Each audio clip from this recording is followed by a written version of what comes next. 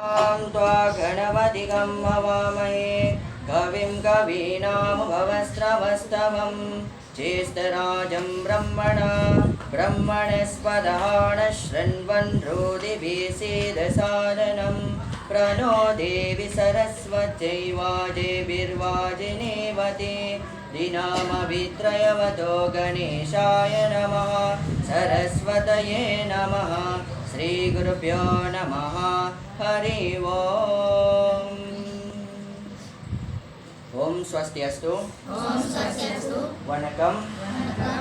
Puja dan puji syukur saya panjatkan kehadirat Sang Yang Widiwasa, Tuhan Yang Maha Esa, sehingga kita bisa hadir pada pagi hari ini dengan membacakan dan melantunkan doa-doa suci yang berasal dari Veda untuk almarhum dari Bapak kita S. Jaya Krishna. Jadi dalam pembacaan ini kita percaya bahwa Atma itu ada. Apa itu Atma? Atma itu ada dalam diri kita.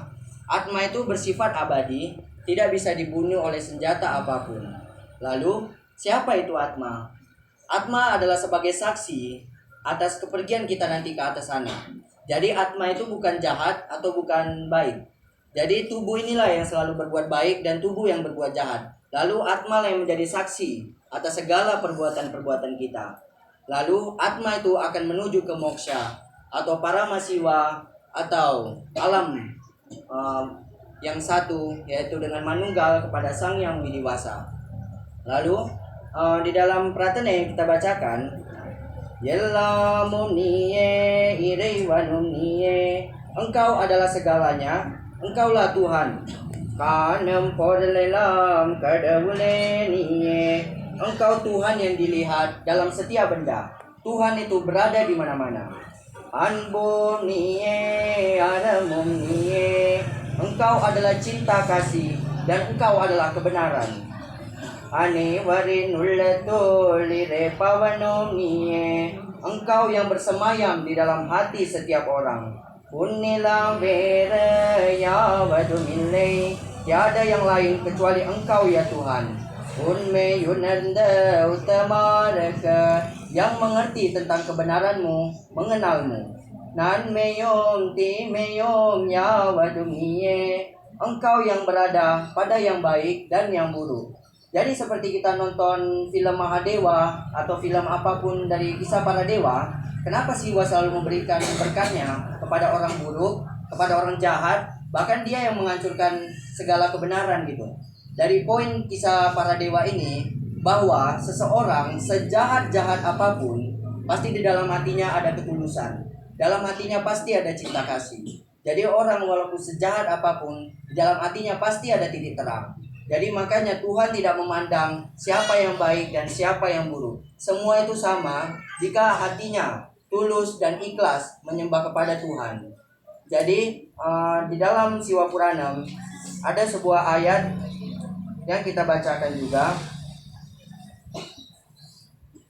Ullagi budai uluwai marmagi palvirogamagi Paraviyai pambagi kallai manidarai peyai kanangalai vallar suraragi munivarai devarai sella nindra itavara sanggamatul, yang artinya dari batu, rumput, semak belukar, pohon, cacing, berbagai macam binatang buas, burung, ular, manusia, iblis, malaikat, raksasa, pertapa, dan dewa, dan makhluk yang bergerak maupun yang tidak bergerak, semua bentuk kehidupan ini telah hamba alami Tuhanku. Dengan mencapai kaki emasmu, hamba terbebaskan. Bersemayamlah di dalam hatiku dengan suara Om. Kebenaran, kemurnian yang menaiki wahana, lembu yang diceritakan di dalam kitab Veda, sebagai yang tertinggi yang tidak terpikirkan oleh akal pikiran yang terserap di jagat raya ini. Dalam Sloka Siwa Puranam ini ada ayat yang mengatakan bahwa kita sudah pernah menjadi hewan, menjadi tumbuhan, menjadi iblis, menjadi roh, menjadi setan, raksasa, pertapa, termasuk kita pernah menjadi para dewa. Jadi hanya kelahiran manusia inilah kita menjadi bisa memutuskan rantai karma buruk yang ada di masa lalu kita.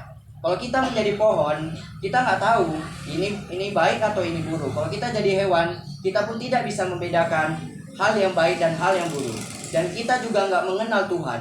Siapa itu Tuhan? Kita nggak mengenalnya kalau kita dalam tubuh yang lain. Hanya tubuh manusia lah, makhluk yang paling spesial yang Tuhan ciptakan, yang bisa memahami mana yang buruk dan mana yang baik. Lalu Tuhan itu kan ada di dalam hati. Apa buktinya bahwa Tuhan itu ada di dalam hati seseorang? Ada yang tahu? Apa buktinya bahwa Tuhan ada di dalam diri seseorang? Kalau kita bilang Tuhan ada di mana? Dalam hati. Apa buktinya? Apa buktinya itu, Bu? Ada yang tahu? Bukti Tuhan itu ada di dalam hati.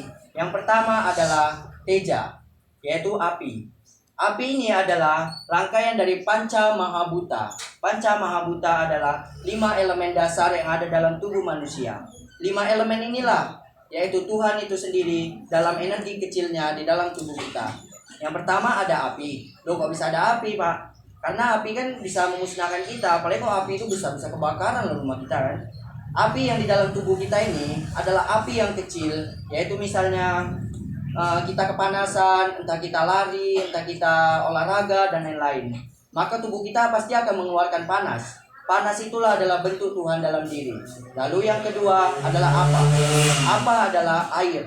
Di dalam tubuh kita ada juga air. Kalau berlebihan pun nggak bisa. Yang ada manusia mati kalau berlebihan air. Karena itulah manusia harus bisa hidup seimbang. Panas kali pun nggak bisa, dingin kali pun nggak bisa. Jadi kita harus seimbangkan air yang ada dalam tubuh kita. Di dalam tubuh kita ada air atau gangga. Yang ketiga, di tubuh kita ada bayu.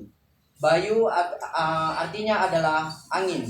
Di dalam tubuh kita juga ada angin. Itu dibuktikan dengan nafas kita.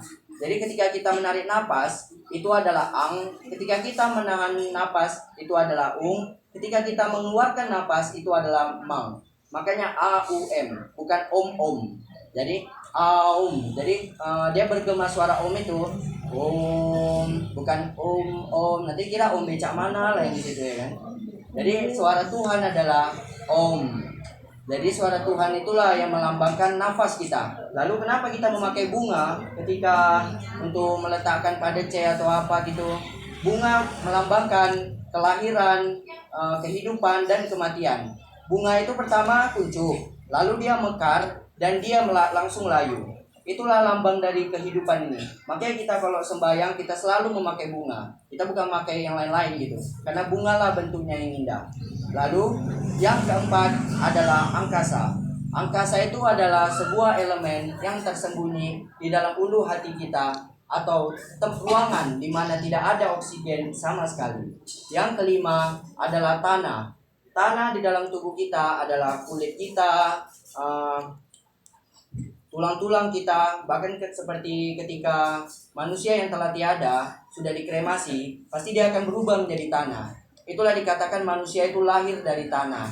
Jadi tanah inilah yang ada dalam tubuh kita. Kita berasal dari tanah dan kita akan kembali ke tanah. Jadi maka itu kita memakai vibuti di kening kita. Itulah lambang dari bahwa kita lahir dari tanah dan kita juga harus mengingat bahwa kita akan kembali ke tanah pula. Jadi vibuti mengingatkan kita, seorang Hindu tidak boleh egois dengan apa yang dia miliki atau kepintaran dan dia merasa sombong akan apa yang dia miliki. Harus tetap rendah hati karena semua orang itu sama, berasal dari tanah dan akan kembali kepada tanah. Jadi itulah bukti Tuhan ada dalam hati kita. Dan satu lagi, Tuhan yang berada dalam hati kita dibuktikan dengan kita bisa memilih mana yang baik dan mana yang buruk. Begitulah Tuhan yang ada dalam diri kita. Jadi kalau orang nanya, kita sudah bisa jawab lah. Apa buktinya kalau Tuhan ada dalam diri kita? Buktinya adalah kita bisa memilih kebenaran dan keburukan. Dan ada 5 elemen dasar yang ada dalam tubuh kita. Demikianlah wacana saya pada hari ini. Saya atas nama keluarga besar Bapak S. Jaya Krishna mengucapkan terima kasih yang sebesar-besarnya pada Bapak, Ibu, dan adik-adik dan kakak-kakak sekalian atas kehadirannya pada pagi hari ini. Dengan kita membacakan Siwa Puranam, kita mendoakan Atma ini agar menuju ke moksha. Samasta loka sukino bhavantu. Semoga segala hal baik datang dari segala penjuru. Om Shanti Shanti Shanti Om.